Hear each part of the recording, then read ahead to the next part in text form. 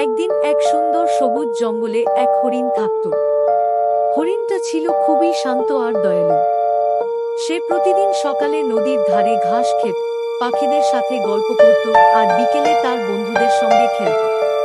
কিন্তু সেই জঙ্গলে এক ভয়ঙ্কর বাঘও থাকত।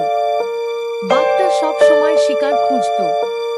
একদিন বাঘ হরিণটাকে দেখতে পেল এবং ভাবল, আজ এই হরিণটাই হবে আমার দুপুরের খাবার। বাঘ ধীরে ধীরে লুকিয়ে হরিণের দিকে এগোতে লাগল। হরিণ টের পেল না।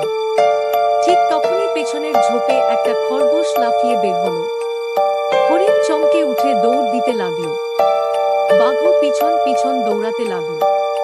হরিণ খুব বুদ্ধিমান ছিল। সে নদীর দিকে ছুটল।